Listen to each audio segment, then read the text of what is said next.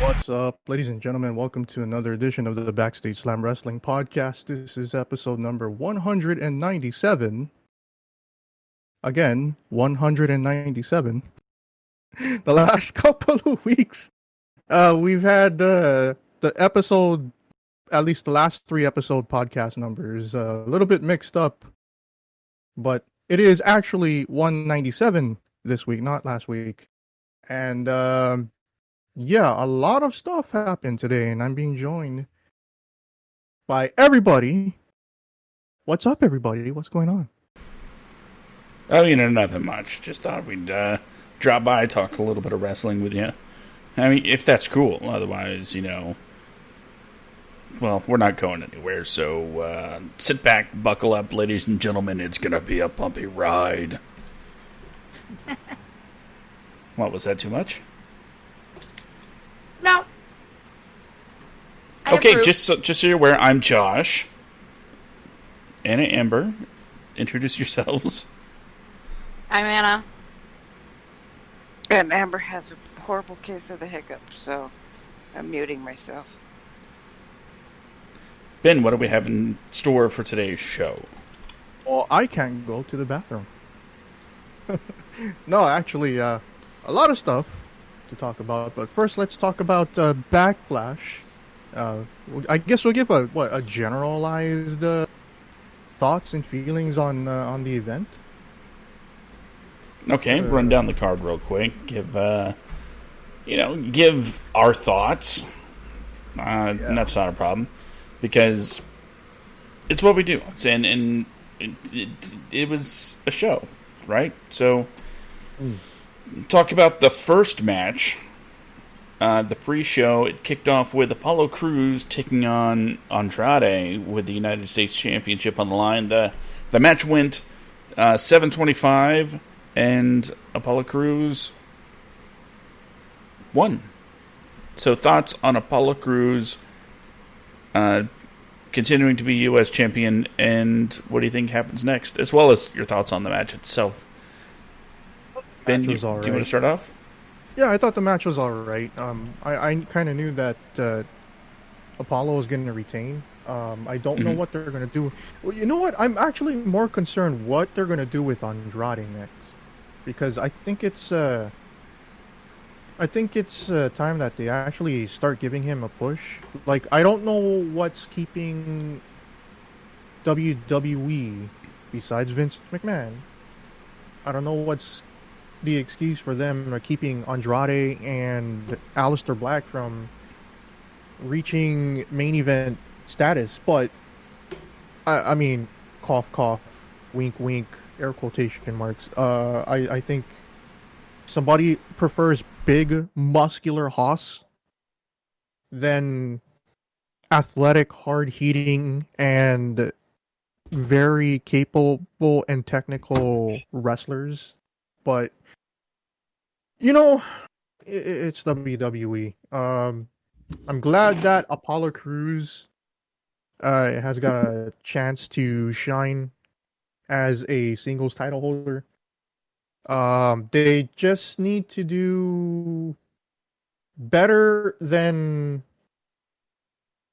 the issue that has actually, helped Apollo in this title run, which is the Black Lives Matter movement.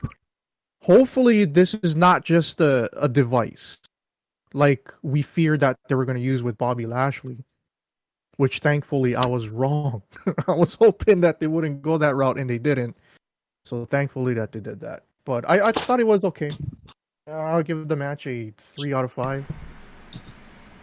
All right, Anna? Hang on 1 second. I agree with Ben. It was okay. Okay, Amber? I think Baby Josh wants to give his opinion, apparently. What do you have to say about that? I think he wants to be the official fifth chair. Apparently. But now that I moved the phone and took it off mute, he stopped talking. What a butt. I agree that Andrade really does need to kind of get his main event status. Oh, I'm sorry. You want to talk now? Excuse me for interrupting. I actually kind of figured Go ahead.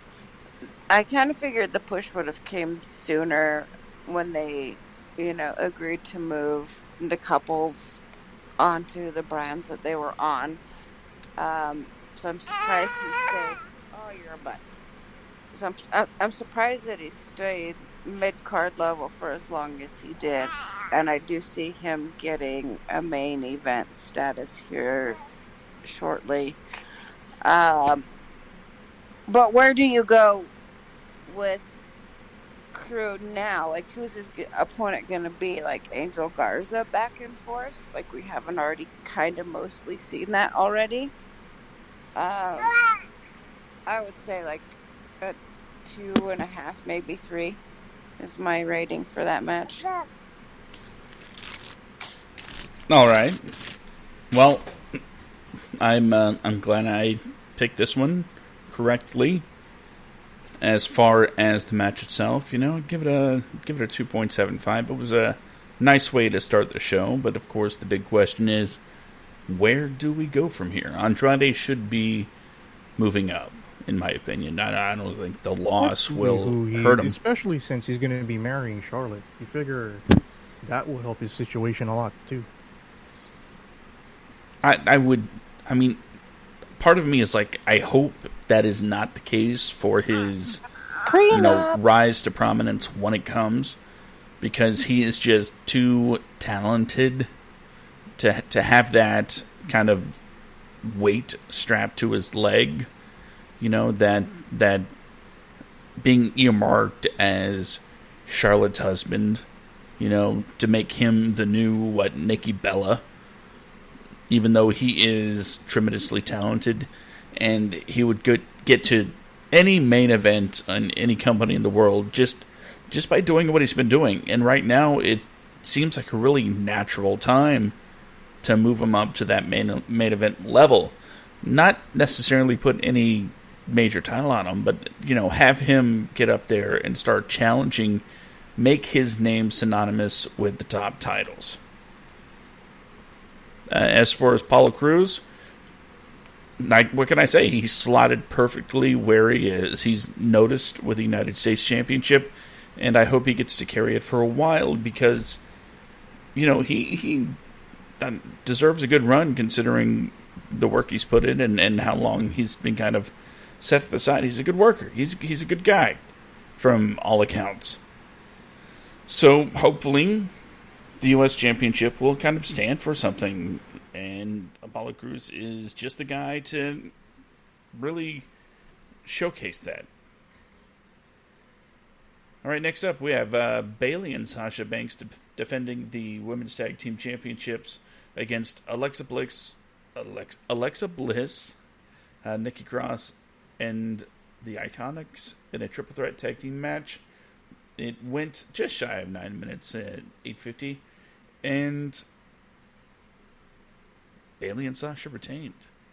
I missed an opportunity here. So, Anna, why don't you get us started on the Women's Tag Team Championship triple threat? I thought it was utter horse crap. Just gonna throw that out there right off the bat. That's it what was. You really think? It was bullshit. If you really want me to not be PG about it, it was bullshit. Okay, elaborate. They need to speed up this whole Sasha Bayley feud and just stop this whatever nonsense. So they didn't like it because they didn't turn on each other? Basically, I figured one or the other would cost them the match, and it would start the feud. Again, I am wrong on this. When is it going to happen? All right, Amber.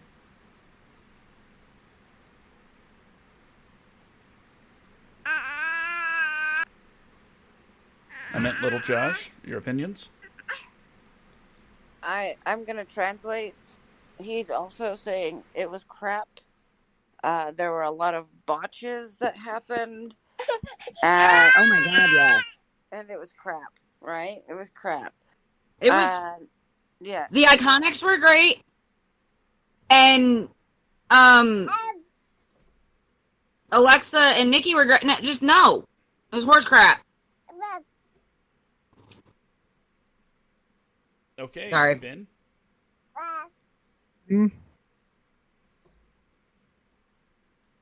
I did not like this match at all. Okay.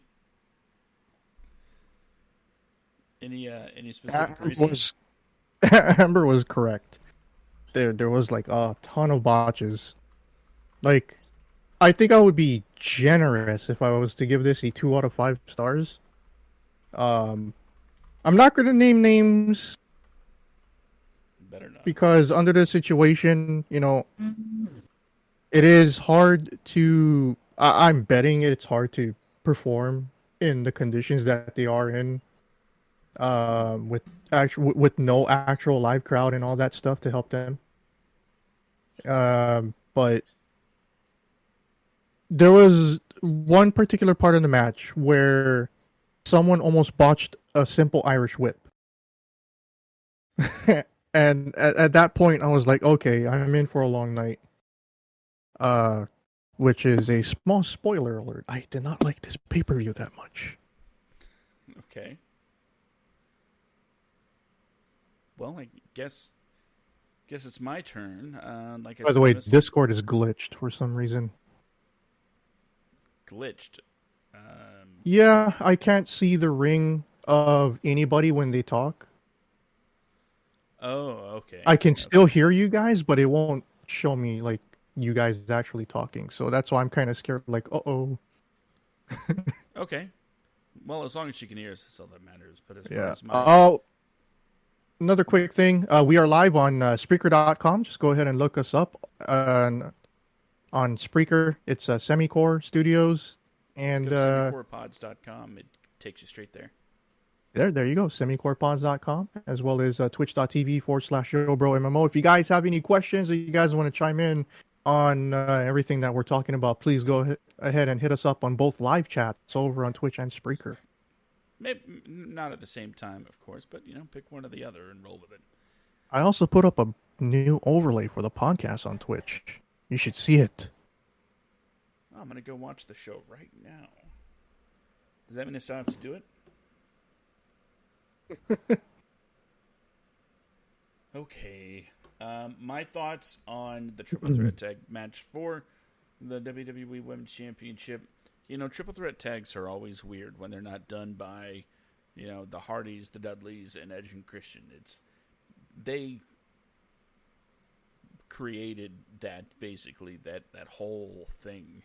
They took it to another level. So to see all of these ladies go out there and do what they did, yeah, there was going to be a definite high bar to meet, which unfortunately they didn't. And I picked wrong, tried to play it safe by saying the returning Iconics would win the tag team championships or win the match. And I should have known not to pick against because she doesn't let me down, and I feel like kind of a tool for turning my back on the former hugger. So I won't be making that mistake again. Just don't put her in more matches with Nikki Cross. It makes it too tough for me. So as far as my rating goes, I'd give it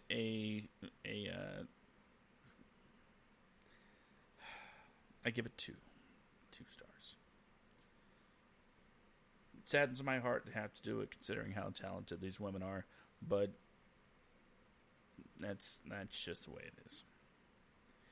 Next up, Sheamus took on Jeff Hardy in a singles match, and they won a while, 16:50 by the clock on Wikipedia. And Sheamus defeated Jeff Hardy. Now, this one might have some differing opinions on. At least that's what I'm guessing. So, Amber, why don't you go ahead and tell us little Josh's opinion on Sheamus versus Jeff Hardy. We are going to disdain from giving our opinion other than it was crap. A long time for it, too. They had a good amount of time to let that one just pour out. To let it just go. Let that crap go. So, Ben, little tidbit, little FYI. The segment featuring the urine throwing in the face that was featured on SmackDown was actually edited out of the rebroadcasts and the later showings because Fox Television has deemed it not suitable for their network. So on the East Coast, people saw it, and Central, because I believe they aired at the same time. West Coast got edited out. West Coast got it taken out. Because it was not appropriate for the younger viewership. Yeah, I saw that, and they even edited it out here in Hawaii, but it's still on YouTube, so I actually saw it on YouTube. After they showed it several times during the pay-per-view, so it makes no difference. I'm actually surprised that you said the match went that long. I wouldn't know because I watched the entrances and the last 3 minutes of the match because I was in the kitchen making nachos. Mm-hmm. This match was when I took my one and only break, and I'm glad I did because a lot of people crapped on this match. Are you gonna crap on it, Ben? I can't really. Like I said, I objectively, I only saw 3 minutes of the match. Fair enough, Anna. And I actually thought that they're actually gonna give Jeff the win on here, but I don't know. The Sheamus winning seems like they're gonna keep this storyline going for whatever reason. Maybe because of lack of creativity. WWE showing a lack of creativity? Say it ain't so. Resting on their laurels. We're still in business. It must be a sign of something. Right? Anna, you ready to crap? Once I got caught up on the whole feud between the two, I did not approve. And I can only hope that it was discussed at great lengths and Jeff is okay with it. Because, I mean, that's not something to make light of and make quote unquote jokes about in a storyline. So I'm hoping that there's like a grander scheme at play, but that wouldn't take, some kind of creativity somewhere. Which we haven't really been seeing when it comes to WWE television. My opinion of this match, what can you say about the match? The whole story is basically the story. And like everybody else has said, I'm not a fan of taking your personal demons and putting them on screen. Yeah, you can take stuff that happened in real life. The Matt Hardy Edge thing from all those years ago was brilliant. And it was done by two, incredibly talented individuals that decided, you know what, we can maybe not let bygones be bygones, but we could be professional and make some money. And that's exactly what they did. Turns out everybody was happier in the long run. And, Edge moved on, Matt moved on, and everybody seems to be happy with their current spouses. But I'm getting a little too far off topic. Fact of the matter is, I'm not a fan of taking your personal demons and making a storyline out of it. Period.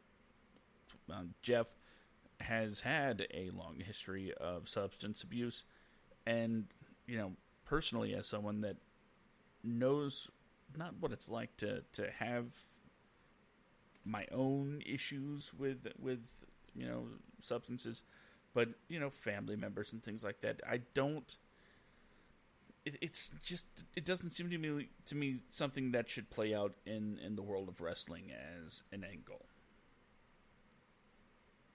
And I sounds like everybody's pretty much in agreement with that. And it's not something that, oh my God, Jeff Hardy had a drinking problem several times over the year. It was very public when he got arrested. So it's not like it's some deep, dark skeleton in his closet that they're turning into a storyline. And it's not like it's something that happened years ago. This was not in too the last long ago time that he got his last DUI. You know what? I'm thinking I probably need to do some research, but I would really like to check out his contract situation. See if this whole thing is kind of like his on his way out near the end of his contract ordeal. Yeah, he and Matt signed at Because the usually same time. they like to stick people in humiliating situations before they know that they're going to release the guy. Case in point, take a look at John Moxley, aka Dean Ambrose. Yeah, this absolutely reeks of Jeff Hardy being told, just come to work, get your check, then you can get your release, or your contract will expire. He and Matt signed at the same time, and Matt's already gone. Jeff Hardy's injuries extended his contract. So it's just an egregiously wrong way to book a real life angle. And I don't know if it's because there were different people back then during the Attitude Era and the Ruthless Aggression Era where they were able to actually take real life situations and book it into a storyline for TV. And those people are not there anymore. And they're trying to recapture and emulate what worked for them in the past. And it's just not hitting at all. like most You're talking things, like the Lita Kane Snitsky fiasco? That sort of storyline that they're trying to recapture? No, all real life based storylines.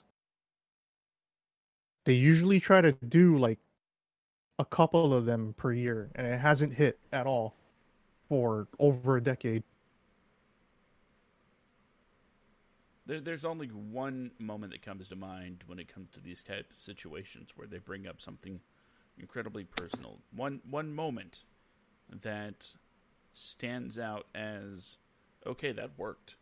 And as usual, when it Daniel comes Bryan coming back from retirement no, is the only no. successful one that I can think of. I'm not even talking about an angle as much as just a line. Okay, it was done by the NWO on their debut in the WWE. Do you remember that promo, Center Ring? Does anybody remember that promo? NWO The debuts injecting WWE. poison. Well, that was Vince's promo. I'm talking about when Hall, Nash, and Hogan showed up as NWO for the first time. Oh, God, that's a long time ago. See, it doesn't seem like that long, but I know it was. I don't want to feel old, so... You recall they were cutting their promo, and Scott Hall's like... says something like, and then we're going to go have a couple drinks in the back with the boys. And Hall and Nash, or not... Nash and Hogan and start going, no. Yeah, he was already drunk. Scott Hall was already drunk during that entire run. Oh, man. So it was just a funny moment where they're like, kind of, they were winking at the issue, not exploiting it.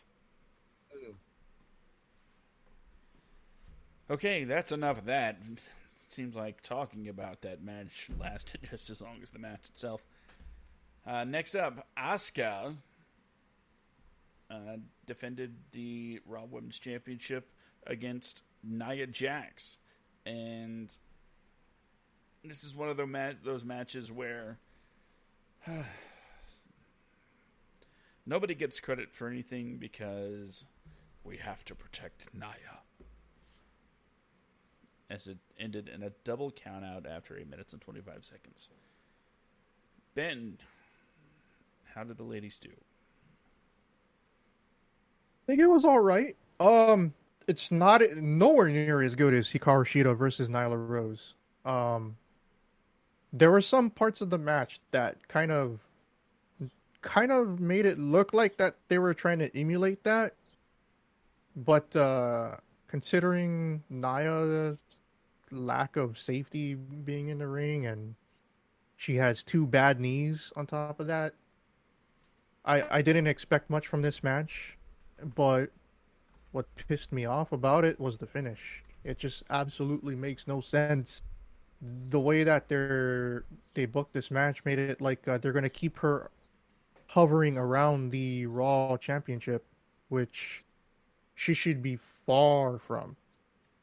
Far, far from. Honestly, if they really wanted to do a rebuild of Nia Jax, she should be squashing local talent or squashing, NXT women on Raw. Because if you take a look at out there, that's standing out in the crowd, you got like 15 to 20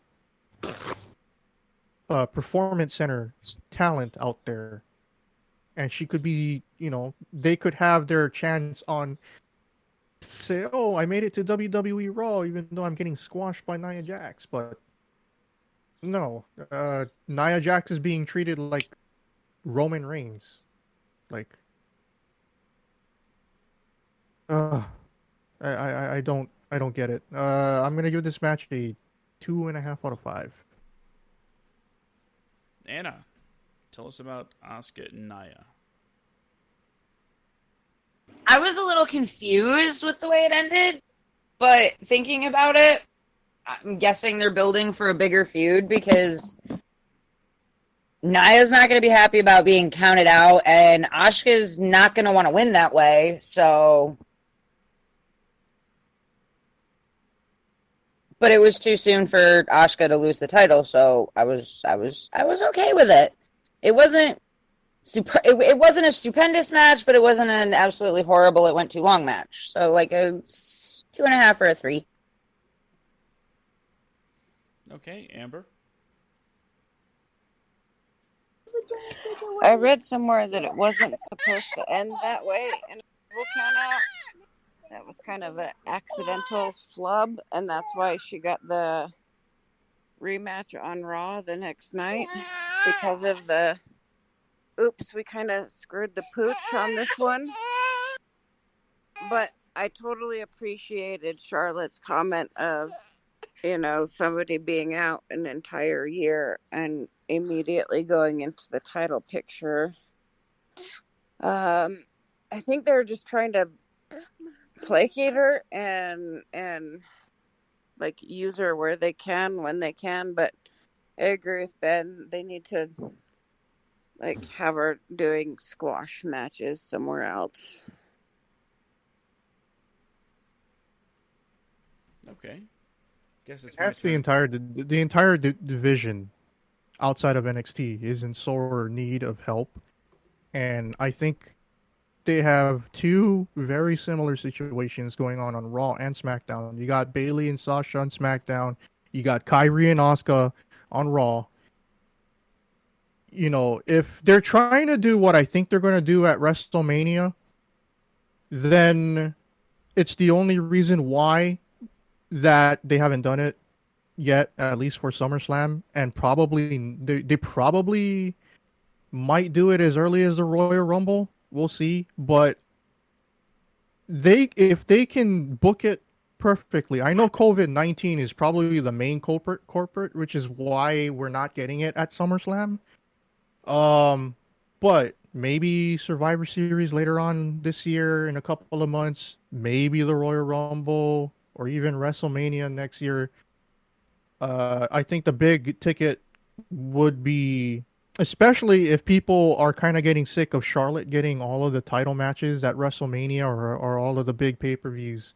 If you can do a double turn for two women's tag teams who are literally at the top of both divisions for Raw and SmackDown. It's a big money match that everybody wants to see between Bayley and Sasha getting their big pay-per-view moment outside of NXT, and for Kyrie and Asuka, whose long time friendship going back over 10 years to be on the biggest platform that they can to showcase how good they are and to be able to wrestle each other would be something that WWE, if they're not thinking about, then everybody should be fired and let me and Josh book everything from now on. Are you talking Bayley and Sasha versus Asuka and Kyrie? No, Bayley and Sasha for the SmackDown Women's Championship and Asuka and Kyrie for the Raw Women's Championship. That's where the big storylines, that's where the big interest that and let let her have a very, very long rivalry with Rhea Ripley. Ooh. Or Bianca Belair now that she's up on Raw and not being utilized for some reason. I was just gonna ask you. You said both women's divisions needed help outside of NXT, and I'm like, they just brought Bianca Belair up, and I have not seen her mentioned at all. She'll get a title shot randomly at some point.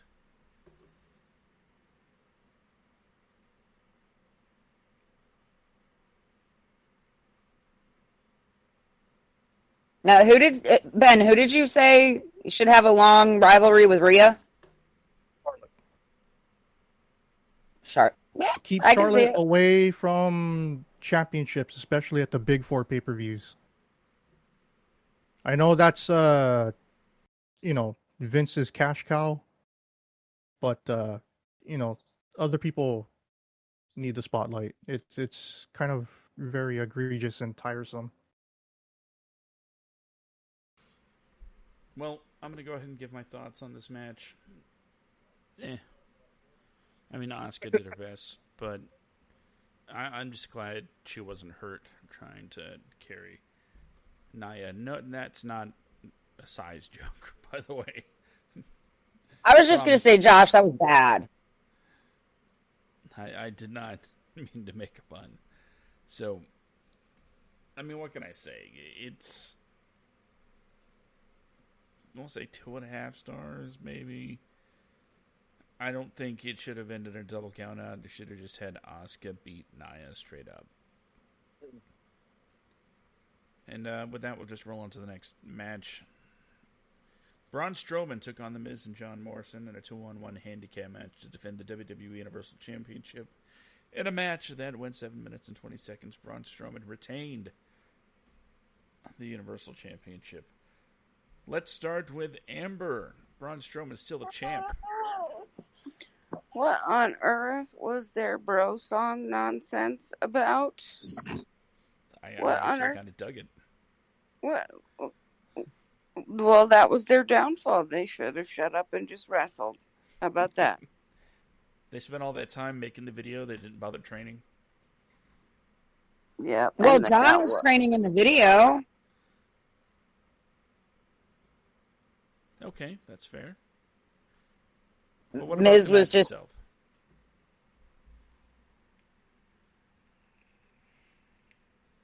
Ended in typical fashion. The Miz took the previous few pins, so it was Morrison's turn to take the pin. That way they can keep their little bromance going for a little bit longer before they break up and go their separate ways in single matches. Anna, thoughts? I was happy Braun kept the title, and I mean, I'm kind of looking for feuds to happen that aren't happening. I figured Miz and Morrison were, because they obviously can't carry the same title. They're not Lay Cool, so I figured one would go for the pin, the other one would stop it. They would end up fighting, and Braun would win. That is not what happened. I need to stop guessing. Is what I need to do. But Well, that'll make the prediction game a lot harder. it would, yes. But I mean, again, it wasn't. It was kind of mediocre, but not at the same time. Okay. I know. I'm pretty sure Ben will be able to really break down this match move for move, hold for hold. So Ben, why don't you give us your thoughts on Braun Strowman versus Miz and Morrison? I'm not going to take that angle with this match because this was the match I was least interested in from the beginning, because I think I said it on last week's show that this was my lock of the night. But it's a shame because at the end of the match they already started to tease that there might be a rift between the Miz and Morrison. Um, but I think that's a little bit too early. I think the Miz and Morrison, um, whoever, whatever happens between them, I think they should be. I think they both being added to the Intercontinental Championship scene, especially since AJ Styles is holding the belt. The two of them being added to that title scene would go a long way for at least interest on SmackDown. Um, Looks like they're gonna be doing a Braun Strowman versus Bray Wyatt again. If you guys watch SmackDown, you know what? I'm not gonna lie. Yesterday's SmackDown episode was pretty entertaining and enjoyable for once. Bray Wyatt brought back the Wyatt family character, and I think they're gonna use that as a storyline. I think he's going to try and brainwash Braun Strowman, but I have a feeling. You know what? I have a feeling that this title match will pretty much set up what they're gonna plan for the rest of the year, because Vince has been wanting to give the championship to Braun for so long, but Braun was unlucky because he was on the same show as Brock Lesnar. Now that's not the case anymore. So the only thing that would be believable is Braun wrestling Bray, beats Bray, but Bray comes back and beats Braun as the Fiend. Then we finally get a long Fiend championship run. And then I hate to say it, but you're going to hear it here first. Roman Reigns is going to beat the Fiend. And I think that's what they're going to go for, because there's literally nobody else that is even remotely close to being recognized as a Universal Champion. Like, if you take a look on Raw, there is way more main event talent there on Raw than there is on SmackDown, especially if you look at the main championship. However, I'm going to say this. I wouldn't... a lot of people are going to scoff at this, but I wouldn't be 100% against Randy Orton getting one more major championship run. Scoff. What? Scoff. Was I not clear? Scoff. That would make No, I'm trying to process what Ben just said. I That would totally tie in with agree, Cena and Ben. Flair, right? It's gonna happen. Well, The way that they're handling Randy, it's like, oh man, Randy's a sleeper Universal Championship match away pretty soon. Like, I just there's just something deep down that's telling me I think Randy's gonna be at the top of the company again. It won't be long, but I think he'll win the Universal Championship. Well, in interviews, Randy Orton said that he's going to be around for, another 10 years. So, yeah, in that 10 years, he might just not only tie the record, but In pass 10 the years, he'll record. be the same age as Chris Jericho right now. So, there's that. He just needs to take care of his body, and he'll definitely be there. And as Although far to as rip the off a follow up, joke, yeah. Although to rip off a joke from Chris Jericho when he's feuded against Randy Orton when he came back, uh, Randy Orton does have childbearing hips. So if anybody can wrestle at 48, 49, Randy can do it. that's what he said he wants to do. And it went a long way towards explaining his style and why he doesn't, take many risks in the ring. Keeps things very subdued, very locked down. He has his move set and he executes it with very fine precision. So yeah, Randy's securing his next 10 years. I'm pretty sure it's gonna take more than one RKO to take down Braun. But if they had to do like a shock WWE Championship or a Universal Championship match on a SmackDown, then I will totally put Randy in that role, and then have Randy go through a small bunch of guys, and then have Randy drop the belt to the Fiend or something. But yeah, I'm gonna give it a 2 out of 5 as far as his match with The Miz and Morrison. You know what? I'm gonna bump it up a little bit, and go to 2.5 because I thought just the execution was pretty good, and the story was rushed. It was thrown together, and maybe it didn't really deserve to have such a. Yeah, I can't say it was promoted heavily, but you get what I'm saying. Like this could have easily been a SmackDown match, and it wouldn't have missed a beat. So to make it the top championship, one of the top championships, to fit it on a pay-per-view, its spot on the card was fine. Everything about it was fine. The music video to me was, entertaining at least. It really pushed it. I'm sorry. It put out there the personalities of Miz and Morrison. So yeah, I bump it up to 2.5. Not exactly a top 10 Universal Championship defense, but I'm also not angry that it happened. All right, speaking of one of the top titles in the WWE, and it's the WWE Championship, because the Tree defended his title against Bobby Lashley in a match that went 13 minutes and 15 seconds. Amazing, because no offense to Bobby Lashley, but I didn't think he would be able to go 13-15, mostly because why should a guy like that have to?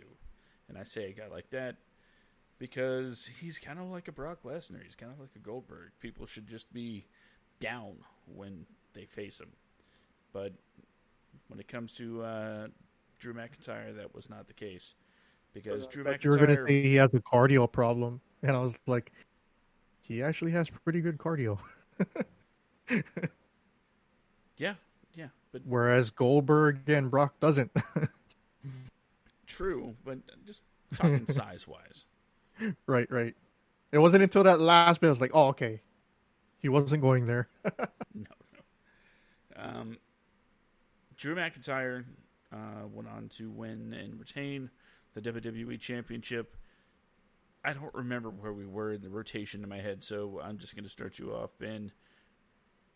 What'd you think of the WWE Championship match? I give it a solid 3.5. I think this match I didn't expect much. only that I picked Bobby because I thought WWE is gonna go the PC way. Thank goodness they didn't. I'm glad that Drew won. Drew shouldn't drop the belt for a long time. But I don't know, because now it seems like Bobby Lashley is gonna be feuding with Lana.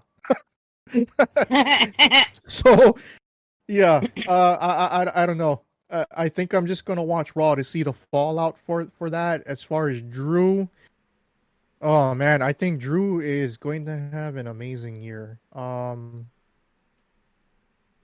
But yeah, I still think Drew McIntyre versus Roman Reigns should be the quintessential main event for WrestleMania. That's definitely a match that I want to see for the WWE Championship. That's if they move Roman back to Raw. But I don't think that's going to happen. I think they're going to keep him on Fox with the Universal Championship.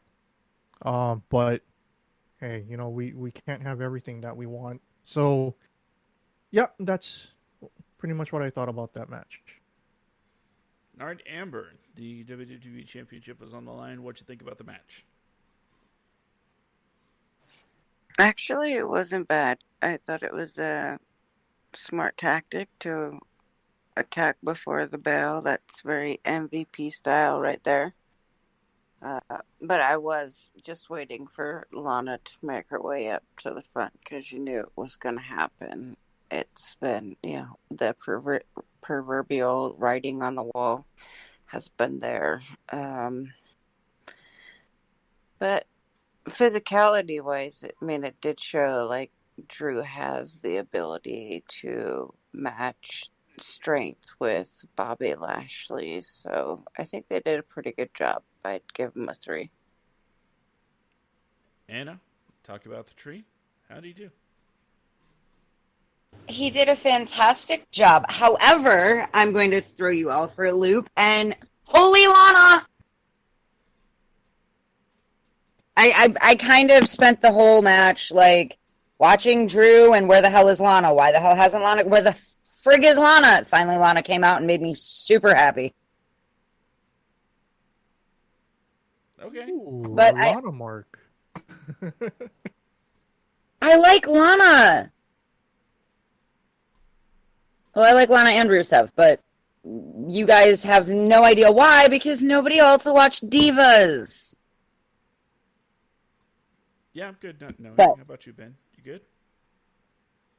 it's a great show. We actually started Total Bellas, by the way. I said this a long time ago.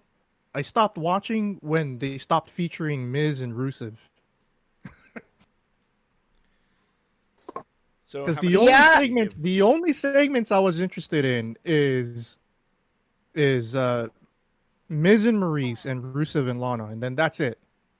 I didn't care about Plus, she anything went else. from the ravishing Russian to the stepchild of the Kardashians. I thought she looked horrible. Here's the thing. I What don't know if it's was with the hair? When did Lana stop being a bleach blonde? That was weird.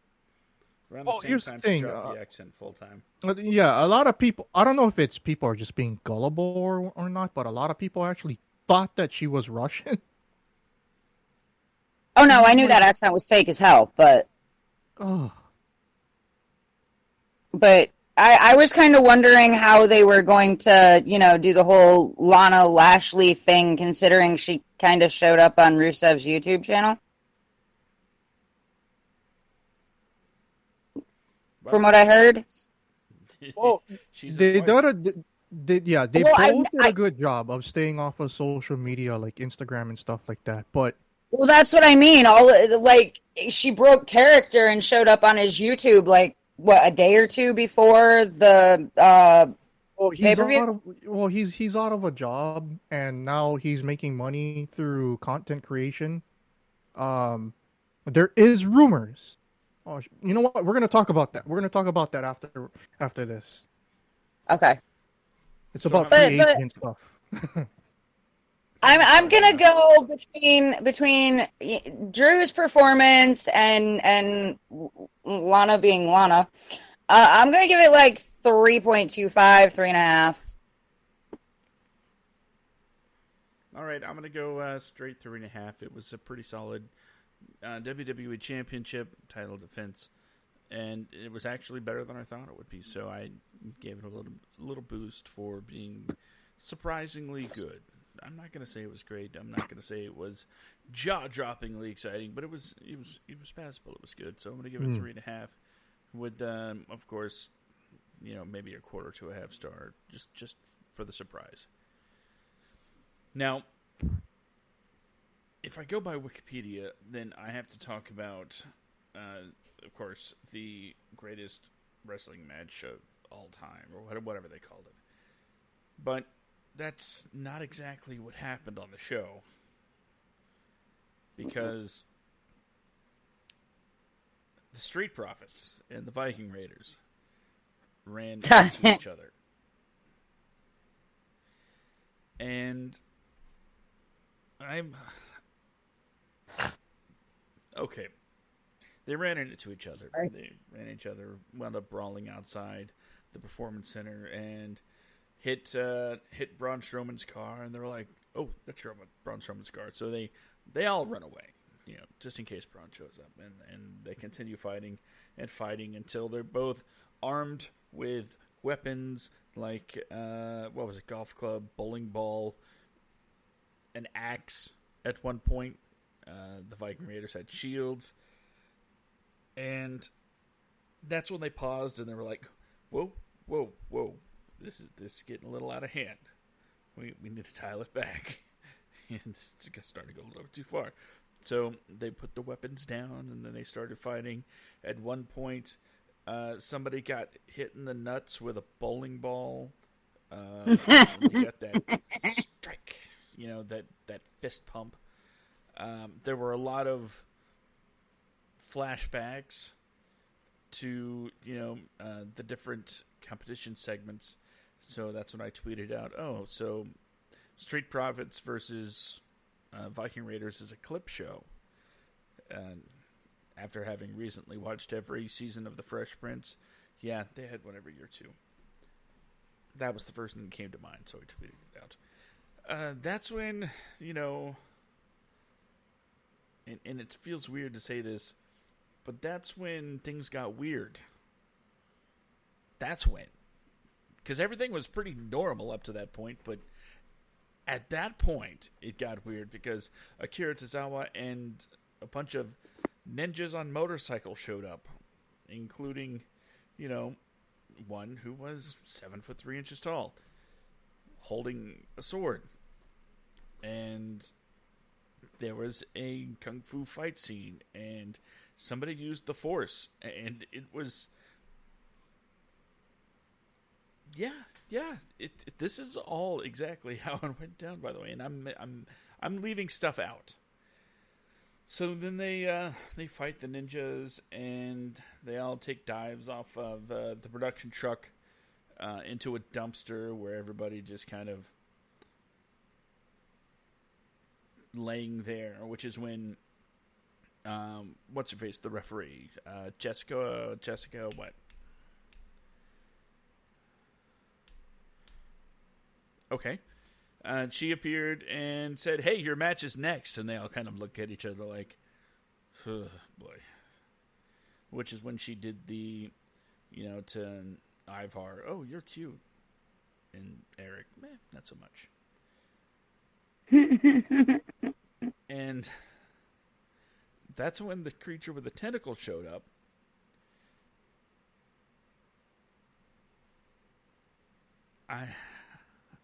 Anna, just start us out. Tell everybody how much you fell in love. I thought it was great. I don't think I've laughed that hard at a vignette, I guess you could call it, in a long time. That's pretty accurate. Like, I thought it was great. And I mean, ninjas.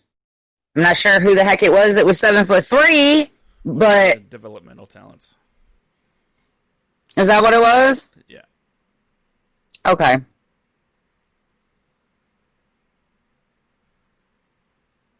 Amber, do you have any thoughts on this segment?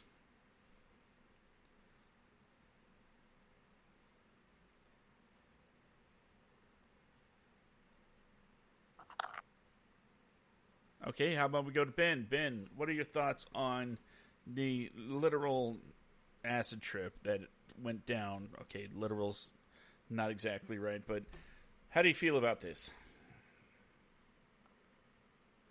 I'm 2 minutes into this segment.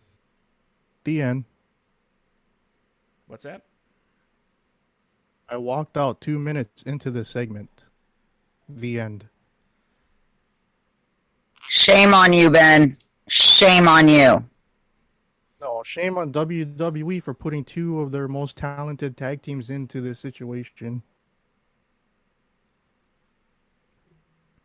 And people thought WWE doesn't take tag team wrestling seriously. I honestly think the Viking Profits would be a great stable, so shush. Hey, not saying it wouldn't. All I'm saying is during this pandemic, it seems that drug testing for the writing staff has gone out the window. It may have, but I mean, some of the greatest songs in history were written on an acid trip, so why not some of the greatest wrestling matches in history? The only way I would approve of this pre-tape segment was if I found out Kevin Smith produced and directed it. If not, then I don't want to have anything to do with it. Look, I'm not going to say it was bad in the matter of entertainment value, but from a production standpoint, it was not good. It Wasn't interested in it at all. Sharknado effect. Something that is just so outlandish that, yeah, you're going to have a good time. And I'm not saying that's a bad thing. I'm just saying for the world of wrestling, you know, the world that this is supposed to be set in, you know, grounded in reality-ish, it's... I mean, it's to the point where even The Undertaker is being outed on air as just a guy. That the supernatural thing's not a thing. And when you got someone using the Force, at some point, you know, it's... I mean, he's got to use it again, right? Otherwise, what's the point of showing it this time? That's just basic storytelling structure. The Force is real, yo. Apparently. And if he doesn't use it again, he's an idiot. Because they've just established that he has a superpower. So there's that. Oh, and his weapon of choice is apparently a turkey leg.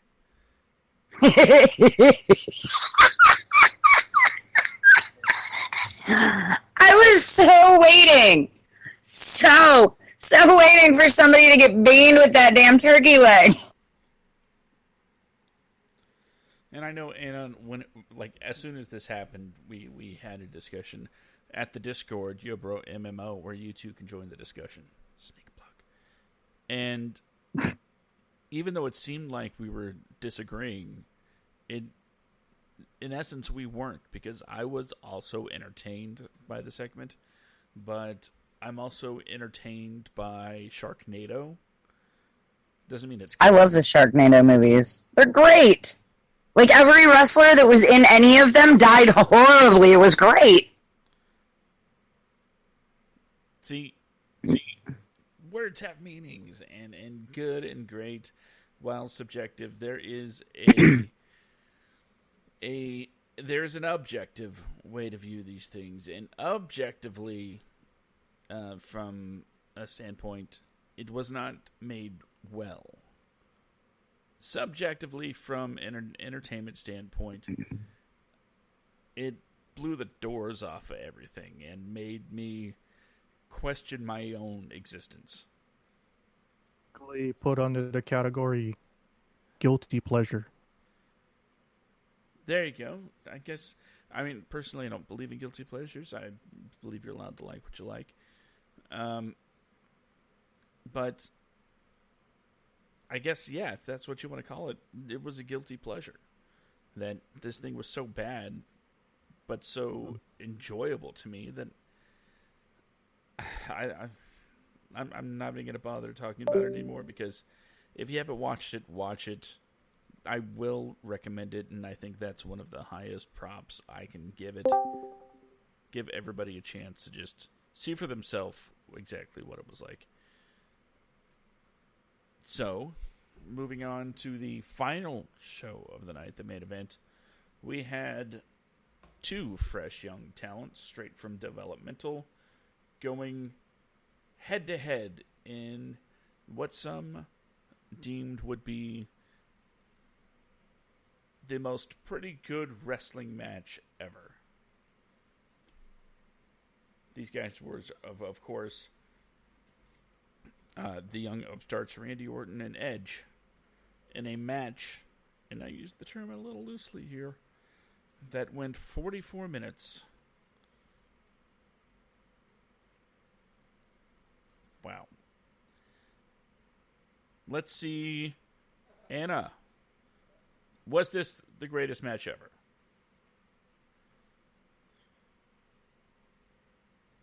Not really. And I hate to say that because I love Edge, but I mean, if you want to look at it from a technical standpoint, it was a great match. Greatest match ever? No. Star rating? I think it went too long, like a 3, and that's kind of being generous. Wow. Okay, not even the best match of the night, according to Anna. Amber, Randy Orton and Edge.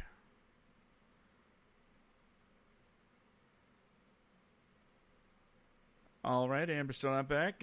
Ben, Randy Orton and Edge in the greatest match ever. Break it down. How was it not the greatest match ever? Not the greatest match ever, but it exceeded my expectations. It actually ended up being a pretty damn good match. I think if you take a look at everything that Cody Rhodes has done in AEW, Josh, I think you and I can agree that Cody has been the best storyteller in pro wrestling this year. I think this was the case for this entire pay-per-view, that this match told the best story. I was kind of curious as to how long this match was going to be. Josh, how long did you say it was? It went clocked in at 44 minutes and 45 seconds. Apparently that's so okay, so from what I read online, this match was 90 minutes, took 90 minutes to produce because they had to shoot some spots over and over due to missed timings. So it wasn't it kind of looked like a live match, but it was like heavily edited to make it not seem cinematic, but it certainly was. And I guess that's what led to Edge getting injured. I guess what they're saying is that he tore his tricep muscle when he got slammed into, I guess the steel steps. But yeah, from some of the NXT talented that tweeted, they said that the match that they watched on the network and what they saw live, that it wasn't like that. It was much longer. That got edited down. So I'm kind of curious to if they just let everything ran without having to, to do retakes at certain spots. I don't know. I don't want to be overcritical of it, considering that might be it for Edge. Because a torn triceps at that age is pretty hard to come by. That's the So chest muscles, ain't it? no, it's the back of the arm, right above. It's from the tendon that connects the elbow to the back of the shoulder. Ow! It's the under part of the arm. You know where the back flap of the arm is? It's that entire muscle, the tricep. Ow! He tore that off the bone in that match. So all you know what? I'm just gonna say this. This match, I'm gonna give it a 4.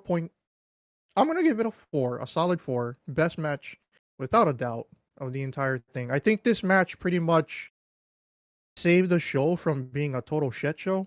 Um, Considering the effort that they put in, um, I don't know if Randy winning due to Edge like seriously being injured, him winning with the punt was the plan. I thought Edge was gonna win, and I certainly thought everybody in the IWC thought that Edge was gonna win. It kind of looks like that they're bringing in Christian to finish the storyline with Randy Orton. Um, so I can't wait to see what's gonna happen with that. But Edge is gonna be out for at least 9 months, which is it sucks for him. Um, Edge is one of my top 5 favorites of all time.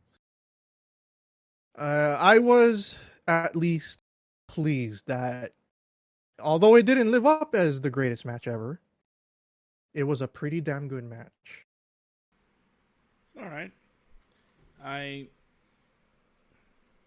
mean, I knew going into this that it was never going to be the greatest match ever, and I hope that doesn't make me sound jaded or anything like that. But once you put that tag on something and then hype it up and put it in huge font, next to their pictures, sorry, you're never going to live up to the hype because you don't get to call you're going to have the greatest match ever. It just is.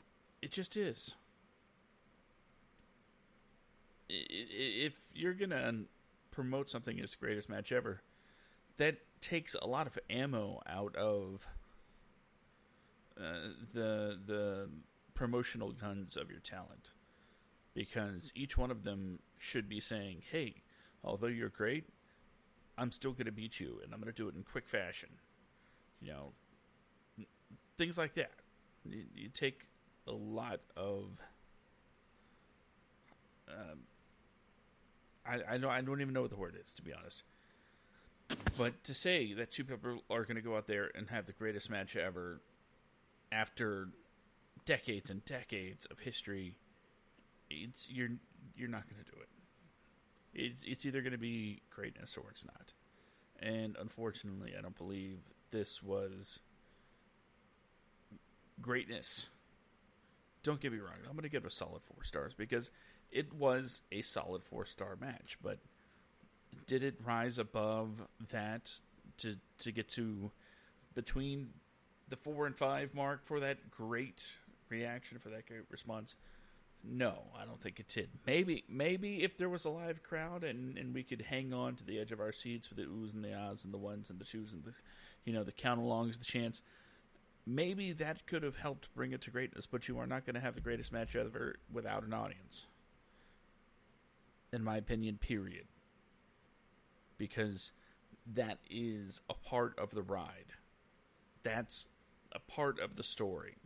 And seeing how people play to the audience during their match is a very integral part of wrestling. And it's just amazing to me that AEW has found a way to tap into that feeling with the camera and with the people they have in the audience, the employees in the audience. They found a way to tap into that and make it feel like there's a crowd, some people that they can play up to.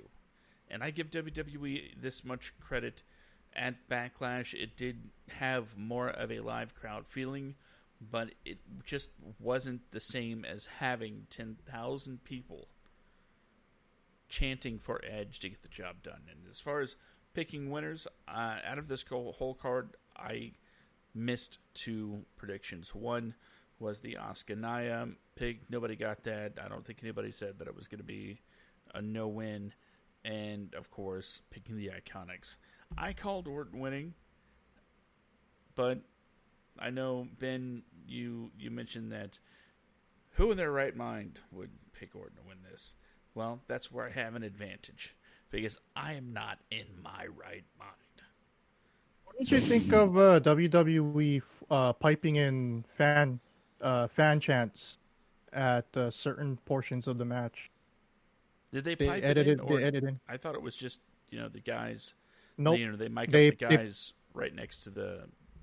Nah, ring. they took the crowd noise and they edited it in. Nah, I guess I was mistaken. That it did help, giving that ambient sound. But as far as the overall value of the match, I don't think anything piped in, or even the guys that they had sitting on the side, throwing some weird chant or hollering support for one person or the other at various points. I don't think it was as helpful as it is in AEW. Oh, that talent, I gotta give them credit, because not only did they had to stand up the entire show, which is dumb, but they did it for the entire pay-per-view, and right after that, they had to stay, they had to stand up, and they had to cheer for the taping of WWE Superstars and for NXT. So they were there for over 6 hours. That's insane.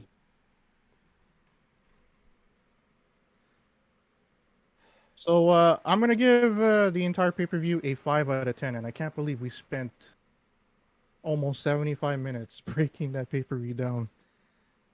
And out of 10. I have to cut a lot of the stuff out.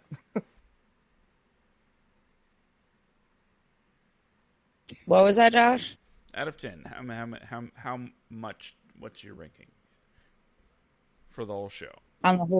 For the whole show? Yeah.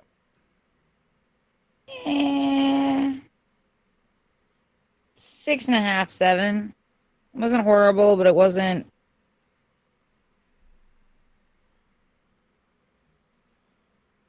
Great. Yeah. Okay. Amber? It had great aspects, but it was not great. All right. What do I give it? You know what? I'm going to be a little more generous than Ben, but not nearly as generous as Anna, and just throw it right in the middle there with 5.5. There was no real reason to believe that there would be any major changes coming out of this show, and they delivered that. And by that, I mean nothing storyline-wise that makes you even... you didn't even have to watch the show. If there was something you wanted to watch, yeah, you watch it, but there was really... we didn't learn anything, nothing happened. It was just a show. One of those things that, hey, we have this scheduled, so we'll throw together a card. And I like the fact that they tried to build up some hype with Edge Norton, and other than that, I guess, taking the time to produce some segments, including that crazy Sharknado match, it was fine. But 5.5 is where it's at for me. Hopefully, the next time they go live to pay-per-view, it's going to be what? Extreme Rules? I think so. Extreme Rules is coming up. Okay. Not to really get into things outside of wrestling. About but WWE? Yeah. think so. I think it's that. There's an event going on tonight, not wrestling related, where, you know, some people showed up to an arena, and I don't know what the importance of that is for, live events, but it's something that happened. Whatevs, right? Maybe moving forward, people will start thinking about whether or not we're going to have audiences again. I don't know. Are you talking about the event where 6 members tested positive for COVID? That event? Yeah, that's one of them, yeah. One of the stories about it, anyway. Personally, and I don't think I'm speaking out of turn when I say I'm speaking for everybody here, and we hope that when audiences are allowed to return, it's because it's deemed the safest course. So, whenever that happens, would it be nice to have live audiences at wrestling events? Yes. Yes, it would. But only if it's deemed safe enough to do so. Well, that was Backlash 2020. I was checking out the Wrestling Observer with Brian Alvarez and Dave Meltzer this morning on their YouTube channel. And Dave and Brian mentioned that they got to talk to some of the talent backstage, and they said tentatively the word going around is that they want to go back to having fans show up still at the Performance Center, but you remember when they started doing shows at the Performance Center where they had a whole bunch of empty seats? Well, they want to put those seats back there. They want to take out they want to take out a lot of the wrestling talent. Maybe they just sprinkle a couple of them there, but they want to start bringing fans back as early as July 20th, which would be a Monday night edition of Raw. So take that with a grain of salt, but that's the word going around backstage, or should I say the information that is being leaked to pro wrestling media, that July 20th is the magic date. Right, so all I'm going to say that is we shall see. We'll keep an eye on that rumor. We'll keep an eye on the news. And speaking of the news, there's a lot of stuff that apparently happened this week.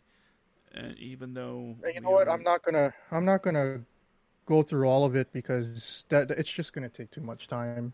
All right, how about you just give us a real quick rundown of some headlines, and let us know if you want to expand on anything. Well, what I'm going to do is I'm going to combine the big issue. That way I can get general statements from all of you guys. Okay. Instead of talking about individuals one by one, I feel that personally would be wrong. I would rather just group them all together and then have an opinion about it, and then end the show on a I guess you could say a lighter note. So with that said, I want to talk about hashtag speaking out. The social media event in the pro wrestling community that's been going on for about 72 hours or so. So it all started where a pro wrestler by the name of Travis Banks, David Starr. He was basically accused of abuse and assault by several women in the pro wrestling industry, whether they be indie talent as a wrestler or a valet or manager. David Starr, he was also accused as a sexual predator by some of his peers, which ended up opening floodgates. So, apparently, it's not just an isolated thing. It's actually more serious in Europe. Are you talking about Matt Riddle? I'm getting there. Okay. So it's actually more worse in Europe than it is here in the States. Because a lot of the talent and names, which they're like, there's more coming out. Like I'm looking at Twitter right now, and there's more names being named. So it's an ongoing issue. So more accusations that have been coming out online.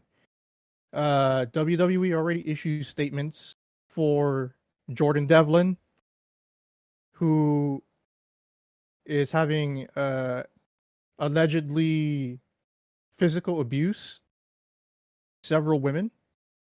Matt Riddle being accused of something far much more worse. Jim Cornette and his wife pretty much being accused of the same thing. His wife? Yeah. Jim Cornette, I can see. He's a dick, but his wife?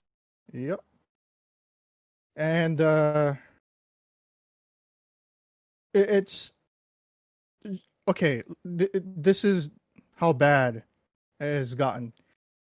So, David Starr, Legero, Mark Perry, Jordan Devlin, Travis Banks, and Scotty Davis. Those 6 guys are pretty much the pillars of Progress Wrestling. 3 of those guys are fired, and the other 3 have been suspended indefinitely without pay. Are they all NXT UK? 3 of them are in NXT UK full time. One of them has appeared on NXT UK several times, and the other 2 are pretty much, the top, or should I say, 2 of the top acts at Progress Wrestling. And the Matt Richards, who was basically the guy who was running creative and was also the ring announcer. Matt Richards just announced on Twitter a couple of hours ago that he's stepping down and quitting. And this is his tweet. This morning, I made the decision to step down from both my roles as creative and ring announcer at Progress Wrestling. Quite openly and honestly, I've fallen out of love with pro wrestling. Over the last few days, I've discovered that people who I previously regarded as friends have committed inexcusable and appalling acts. I wholeheartedly support those who have spoken out. My feelings can't possibly compare to the impact this will have and those have affected. So, not only that has happened, but another one of his supposedly friends, WWE has also, I think it was you, Anna, said this last night. You said somebody got fired, and that ended up being Jack Gallagher. WWE has come to terms with Jack Gallagher. Oh, I thought it And was Jordan Devlin that got fired. I think he's suspended, it says. But it says Jack Gallagher was fired. This is gonna sound really wrong, but is he the goofy looking one with the funny mustache, kind of little? Yes, with Okay. the weird tattoos. And he's kind of pasty, palish. Yeah. Okay. So basically, he's gone from WWE, and it's just so rampant right now. There's a lot. If you, I'll go ahead and post some links in Discord later, because there's some testimonies that you guys really need to see, especially from some names that you guys probably haven't seen in the public eye for over 10 years. Some of this stuff is eye-opening. I'm gonna give my quick take on this. For the ones that got fired and the ones that are suspended, I don't think the companies would have done any of this unless they had found actual evidence, or these individuals have actually come forward and admitted that they've done wrong. In terms of the Matt Riddle situation, it is ongoing. However, Matt Riddle and his wife have actually allowed. That's why I was like the whole Matt Riddle situation is a little bit different than the Jordan Devlin, even though that the news broke about the both of them came out at the same time. Was Matt Riddle and his wife actually notified WWE a year and a half ago that they were being cyberstalked by the individual that is accusing Matt Riddle of everything that he's being accused of. And WWE has known about this for a long time and has actually been uh, basically, without putting a restraining order, has put her on a watch list. Oh, So, lovely. at least for him, uh, I guess WWE is not going out of their way to defend him, but at least he and his wife have actually notified WWE well This is before any fucking of this started to come out. crazy. So, See, that's my concern with these movements. Is if you've got beef with somebody and somebody decides to come forward with a legitimate story and you're out to get someone, mhm. it's not that hard to say, he harassed me. Yeah, And that's all it takes to ruin somebody's life, and there's no grounds for it. right. So we're basically in this situation where the pro wrestling community and everyone that's involved, there is a massive the feds The are Me getting Too. involved. Not just the FBI, but worldwide, wherever they are, they're getting involved in all this. There's like a massive movement going on to go and investigate this. So, in long story short, this could be an entire BSP episode. But I'm just going to say this, and then I'm going to let you guys take the reins on this part. For me, the way I see it is everybody is innocent until proven guilty. And the actions that have been taken by several companies suggest that either A, uh, the individuals who were accused of these heinous acts were found guilty or they actually admitted their guilt. So, as far as other stuff, like the whole Velveteen Dream sending pics to underage kids through Instagram stuff, that's still being investigated, but it looks like it's a hoax at this point. I don't know if you guys remember that from last month. So Vaguely, yeah, I lost track of yeah. it. Yeah, so his case is still pending, but it looks good for Velveteen Dream. He might be vindicated. Matt There Riddle actually kind of been looks like more it's going to be there. accusations against Dream. Today? Yeah. Yikes. So yeah, like it's a complete shitstorm. Josh? There's a lot of this kind of thing going around. A lot of names getting tossed around. Kelly Klein says someone very well known raped her a while back, but right now she's taking. She's trying to find legal counsel, or she's talking to legal counsel to find out what to do next. So she's not going to name names until her legal representation is in order. Two people, at least, have come out to accuse Joey Ryan in another, I guess, late-breaking story. I don't know. It's the first time I've checked headlines today. So, yeah, all of this going on, and I agree with you, Ben, on a lot of things, especially when it comes to innocent until proven guilty. But I don't know, man. I don't know. Not only there's a problem with that going on, but with just assault and sexual abuse and stuff like that. But there's also, you know, substance abuse and all that stuff. Like AEW has pretty much forced Jimmy Havoc to go to rehab, and now news is coming out on Jimmy that he has women saying that he forced himself onto them inebriated and not inebriated. Like I said, it's just like it's gonna be a tough situation to sort through, and I wouldn't want to be in the investigation seat, so to speak. Especially with so much happening in Florida. As far as home bases and whatnot. I heard you guys got a record spike in single day reports of confirmed cases today. Yeah, but from what I understand, if we stop testing, it'll go away. Oh boy. Really? That's how that works? It's just going to go away? Yeah. According to Trump. I never knew that's how that worked. Well, I mean, I said it must be true. Anyway, yeah, it's like there's an interesting name to bring up during this conversation.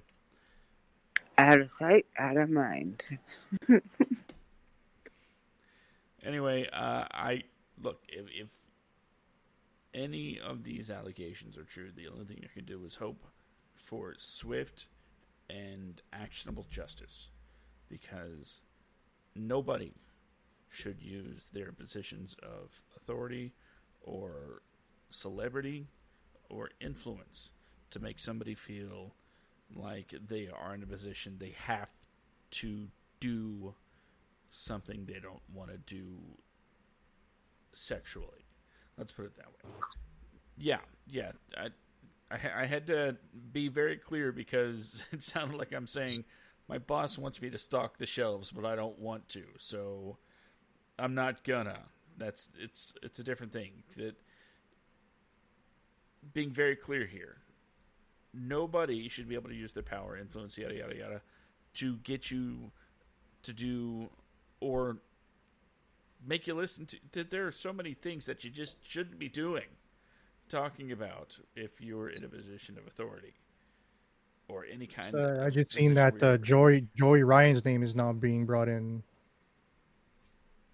Yeah, and I mean personally, I'm gonna say I hope it's not somebody that's been in the ring with him, because right now there are like hundreds of people that could make that accusation because it's literally his act.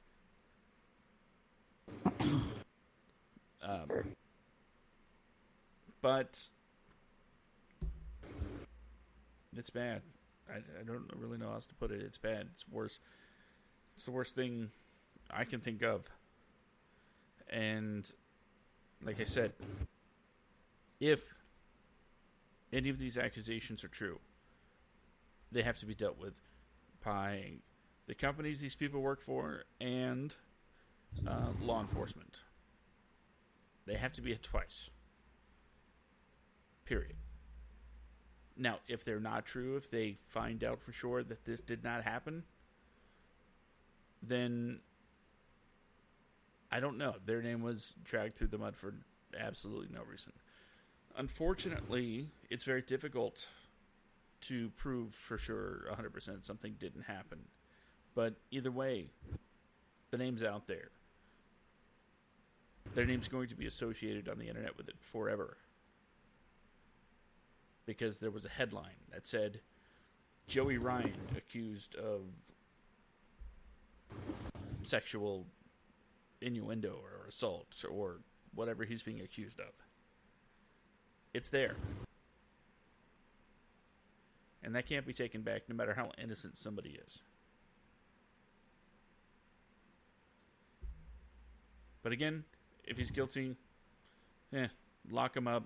Let's forget he ever existed. And that's all I got to say about that.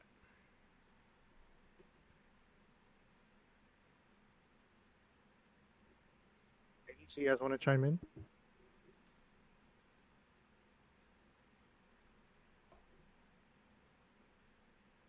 Amber, Anna, thoughts?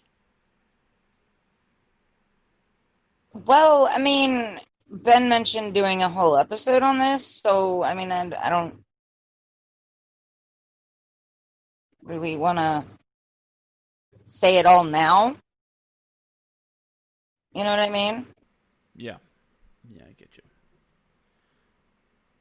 Well, then, Ben, do you want to say anything to close out this topic?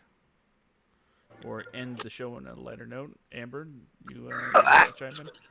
I would say, prior to us doing a show on allegation, innuendos, and inappropriateness, There we won't be a can whole kind of show wait dedicated to it. until it kind of plays out Yeah. to, you know, let them be receive their consequence essentially, you know, let it play out because I don't want to be the one that speaks out of the horse's ass and is like, hang them all, they're a bunch of perverts.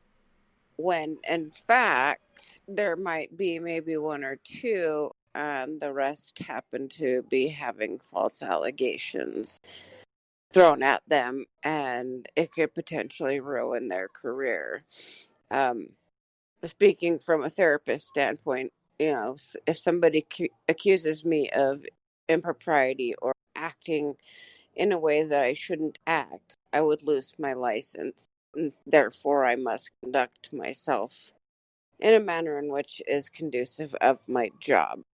So I don't want to throw stones at a glass house and before I have all the information. I saw the text messages going back and forth between Matt Riddle's wife and his accuser, and that raised my eyebrows of like, why are you sending messages to his wife? Seems kind of strange. I don't want to I don't want to do a show like next week where we're like, yes, this is bad, because we all know being sexually inappropriate, sexual harassment, or forcing somebody to do something that they do not want to do and they are not consenting to do is bad. But let's see how this plays out, because already those who have some guilt have already been laid off, and the others they're investigating. So let's not get ahead of, you know, where we should be on this until it all plays out. That would be my suggestion. Yeah. The dam is broken and the water is starting to gush through. So yeah, let's see what happens. All right, Josh. This one might excite you just a little bit because Ooh, I have a feeling finally. that I have a feeling that the ladies don't watch New Japan Pro Wrestling. I don't even know how to watch that one. So 5 days and it's What did you say? glorious. 5 days and it's glorious. New Japan Cup has been amazing. I'm not gonna get into spoilers yet. The dynamic because of the talent restrictions and the travel restrictions. I think Josh, as soon as you start going back and watching, whenever you're able to catch up with it, they have heavyweights facing off against junior heavyweights. They have a lot of junior heavyweights in this year's cup, which has made the dynamic in the matches very intriguing to watch. And it's a flavor that we haven't actually seen for an entire tournament for New Japan. So J- Japan has started to come back in full force in pro wrestling, albeit no fans like they have here in the States. TJPW, Stardom, start their shows today. I'm stoked for that. I can't wait to watch their shows on YouTube. Joshi Wrestling is in full force. Josh, Japanese strong style wrestling is back. Finally. How you feeling about that, buddy? That's funny you bring this up because guess what I bought today? What? What? Guess, What? guess, guess. Did you buy me a Hikaru Shida bobblehead? No, I bought. I'll give you a hint. Begins with fire. Oh. Pro. Oh. I have it on Steam. Well, act like you got it right and give everybody what I'm talking about. Fire Pro Wrestling, Yes, the video game. it's because of DLC stars the stars of New Japan Pro Wrestling, and I actually got the oh god, what is it? The women's promotion that they had as DLC. I got that too. Nice. Oh, what do you have it on console or PC? Console, of course. Ah, dang. So I've been messing around with that, getting my butt kicked. Honestly, man, I went through 2 matches, Kenny Omega and Kazuchika Okada for the IWGP Heavyweight Championship, and did not get a single offensive maneuver in because, well, I don't know how to play it yet. It does take some getting used to. It's not an arcadey thing like WrestleMania. Even though WWE stuff is supposed to be more sim-like, it's still a bunch of kick, punch, cold, grapple, blah, blah, blah. You definitely have to get the timing right with Fire Pro immediately. But as far as real Japanese wrestling coming back, finally we get to see stuff, I guess. I know it sounds like I'm downplaying it, but yeah, I'm very happy, and honestly, I need to break out the old links and start catching up on what I missed this week. I'll just say this. No spoilers, please. I'll just say this, Josh. You know how much you and I have been gushing over Wednesday Night Wrestling? Yeah. even though the roster currently for New Japan is watered down because not everybody's there. Mm-hmm. New Japan Pro Wrestling still remains, to me, at least for me in my heart, the best wrestling on the planet. And it's not me playing favoritism. If you watch, these guys have not wrestled in almost 120 days.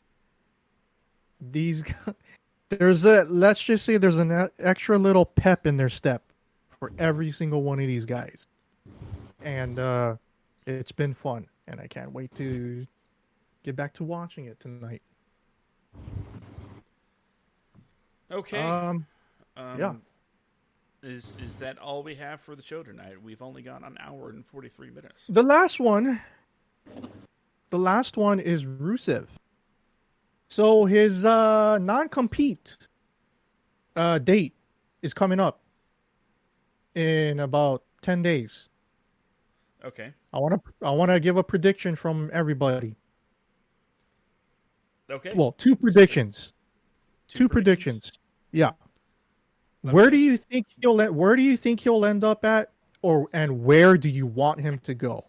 I'm going to start us off. I'm going to say that I want him at AEW, but I think he's going to show up at Impact Wrestling.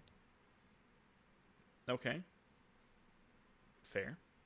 Anna? You're talking about stuff I don't watch. Rusev. You know Rusev. He's a free agent. He can his thingy He can sign with somebody in a couple of days. So See, my question to you is, where do you think he's gonna go, and where do you want him to go? Because he's not re-signing with WWE. Damn. I was hoping he'd go back to WWE. Like they'd come to an agreement or something. Why'd they even let him go? I never did find that out. Because he complains. I complain all the time. He just got partnered on Twitch, and he said he's not giving any details, but the fact that he wants to do content creation, whether it be videos or streaming, that he will be absolutely be able to do it because he has the ability to not work in every day, every week schedule like he did in WWE, and it'll allow him to actually pursue other avenues outside of pro wrestling or at the same time, and wrestle at the same time that he was never So able to do at Impact, WWE. AEW. Okay.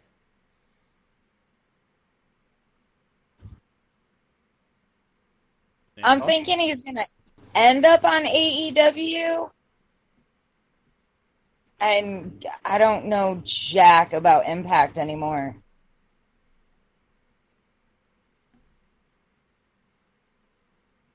Okay. I know Impact recently had a big debut. Who was it? Jeez. You know what I'm talking about, though, yeah? Yeah.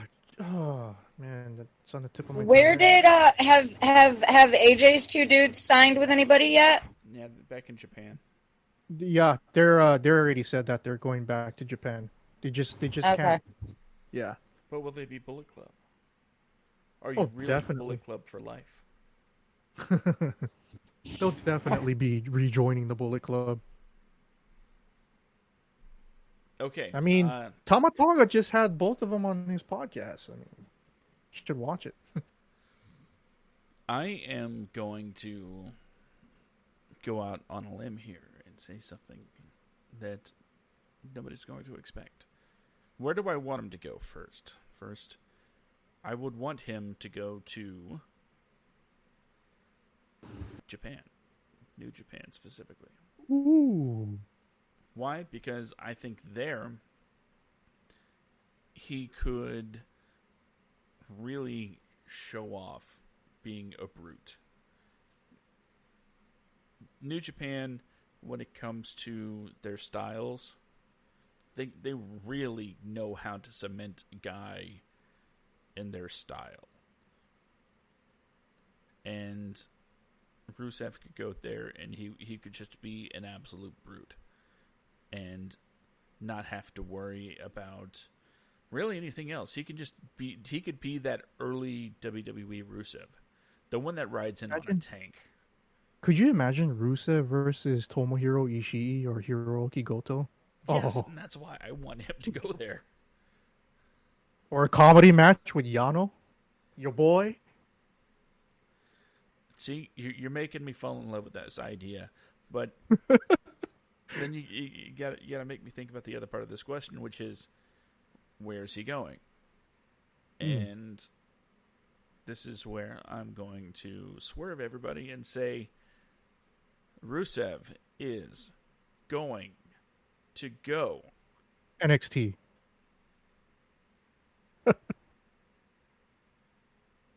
to NXT.